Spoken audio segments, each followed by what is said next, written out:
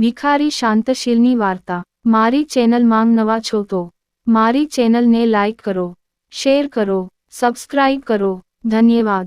સતત 24 પ્રયાસો પછી રાજા વિક્રમાદિત્ય આખરે મૃતદેહને સ્મશાનમાં લઈ જવામાં સફળ થાય છે અને બેતાલ શરીરનો ત્યાગ કરે છે। આગળ જાણો શું થયું જ્યારે રાજા વિક્રમાદિત્ય મૃતદેહ લઈને યોગી પાસે પહોંચ્યા। રાજા વિક્રમાદિત્ય અને તેમના ખભા પર મૃત શરીર જોઈને યોગી ખૂબ જ ખુશ થયા। તેણે પ્રસન્નતા વ્યક્ત કરી અને રાજાને કહ્યું, હે રાજા, આ મુશ્કેલ કાર્ય કરીને તમે સાબિત કરી દીધું કે તમે બધા રાજાઓમાં શ્રેષ્ઠ છો। એમ કહીને તેણે રાજાના ખભા પરથી દેહ હટાવી દીધો અને તંત્ર સાધનાની તૈયારી કરવા લાગ્યો। જ્યારે તંત્ર ધ્યાન પૂર્ણ થયું ત્યારે તેણે રાજાને કહ્યું, હે રાજા, હવે તમે સૂઈ જાઓ અને તેમની પૂજા કરો। રાજાને આ સાંભળતા જ બેતાલની વાત યાદ આવી। તેણે યોગીને કહ્યું, મને આ કેવી રીતે કરવું તે ખબર નથી, તેથી કૃપા કરીને પહેલા મારા માટે કરો અને મને કહો, પછી હું કરીશ। યોગી પ્રણામ થતાં જ રાજાએ તેમનું માથું કાપી નાખ્યું। આ બધું જોઈને બેતાલ ખૂબ ખુશ થયો અને બોલ્યો, રાજા, આ યોગી વિદ્વાનોના રાજા બનવા માંગતા હતા, પણ હવે તમે વિદ્વાનોના રાજા બનશો।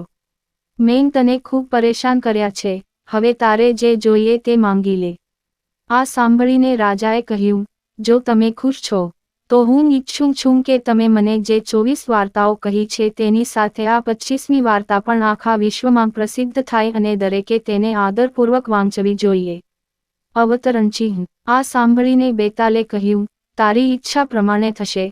આ કથાઓ બેતાલ 25 તરીકે ઓળખાશે અને જે કોઈ તેને ધ્યાનથી વાંચશે કે સાંભળશે તેના પાપ નાશ પામશે। આટલું કહીને બેતાલ ચાલ્યો ગયો અને તેના ગયા પછી ભગવાન શિવ રાજા સમક્ષ હાજર થયા।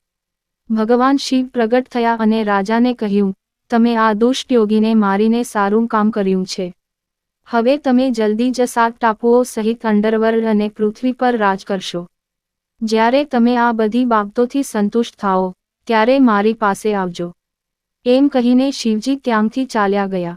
આ પછી રાજા પોતાના શહેરમાં ગયો અને જ્યારે બધાને રાજાની બહાદુરીની ખબર પડી તો બધાએ રાજાના વખાણ કર્યા અને ઉજવણી કરી।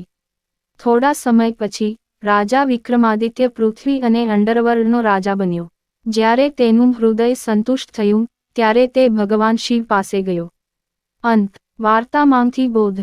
દુષ્ટ ક્યારેય જીતતું નથી। જો વ્યક્તિ સ્વચ્છ મન અને ધીરજ ધરાવતો હોય તો તેને દરેક જગ્યાએ સન્માન મળે છે। પૂરી વાર્તા સાંભળવા માટે ધન્યવાદ।